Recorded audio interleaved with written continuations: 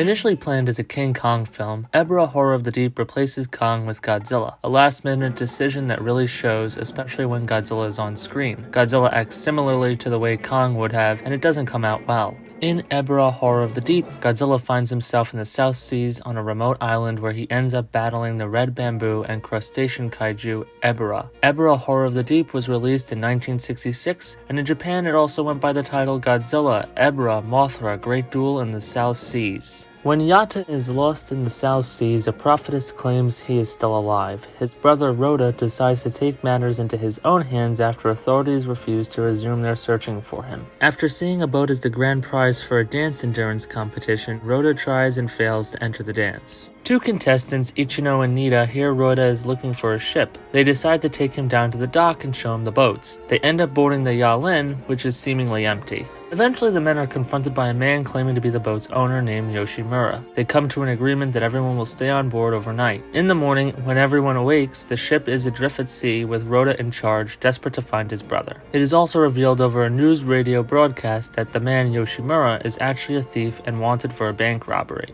After a few weeks at sea, a typhoon hits and damages the ship before it hits a giant crustacean's claw. With the ship now wrecked, the men are stranded on an island in the South Seas. The men begin exploring the island, wondering if they are actually alone. Eventually, they see a dock with a ship delivering cargo to armed men. It is also learned that in addition to cargo, the ship also unloads natives from Infant Island bound in chains. Shortly after, some natives try and escape but are dealt with by the same kaiju who attacked the Yalin, Ebirah. The men decide to leave, and on their way they run into an infant islander named Dio. She explains that the armed men are actually a terrorist organization named the Red Bamboo, and they abduct natives from Infant Island to use as slaves. The slaves are used to produce a number of things, one being a yellow liquid the Red Bamboo uses to avoid being attacked by Ebirah.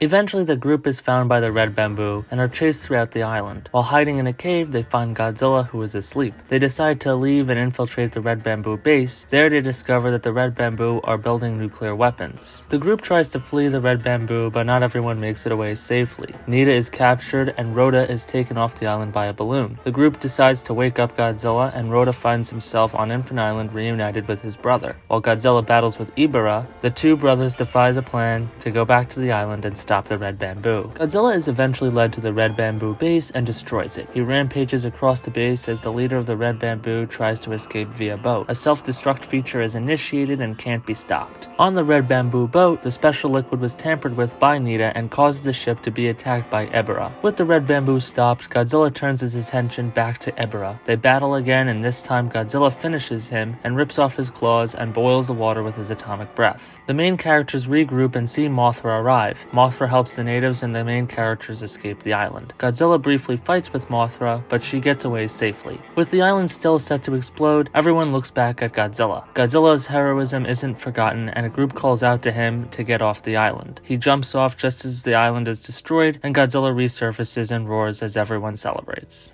I thought the cast was interesting, but not as memorable like those in the past. In fact, I vaguely remembered any of these characters when I saw it again. It was fun seeing Akira Takarada this time playing the bank robber, Yoshimura. Kumi Mizuno returns, this time playing Dio, and she does a great job. Akiko Harada returns, this time leading the Red Bamboo. He is another actor who frequently appears throughout the Showa era. Finally, it's always great seeing actor and Godzilla veteran Jun Tazaki. While I think the characters are fun and interesting at times, there isn't enough that keeps me engaged or worried about the situation they are in. Overall, I would say this movie wasn't bad, but it wasn't great either. The story is interesting when you read the summary, but when you watch the movie, it just drags. It takes a while for things to get started, and the monster action is pretty lackluster. Godzilla acting like King Kong throughout the movie is weird, and while I understand this was originally planned to be a King Kong movie, it's just something I can't get over. I really like Ebirah, and I think Godzilla fighting a crustacean is a fun and interesting idea. I just think they could have done more with it, but the underwater battle scenes were cool. I tend to not enjoy movies where Godzilla is just on an island. I should also note it takes a while till he does anything, and he doesn't get a ton of screen time. It would have been cool to see him battle in a city or something. I think Ebirah is a cool kaiju, but I think he is underutilized and not very powerful. This is the first time we see Godzilla in an island setting and fighting underwater, so it's historic in that sense, but one thing that did stand out to me was the soundtrack. It's different from previous soundtracks and gives you a surf island feel. I like it, it's upbeat and funky and gives a great sense of surrounding. I would say the music is one of the high points of this movie. Everyone should give it a listen. It also serves as a good reference as what's to come with the soundtrack as the Godzilla franchise heads into the 70s. While I don't think this is the worst Godzilla movie ever made, I don't think it's one every G fan needs to see right away. I'm going to give this movie 2 out of 5 stars.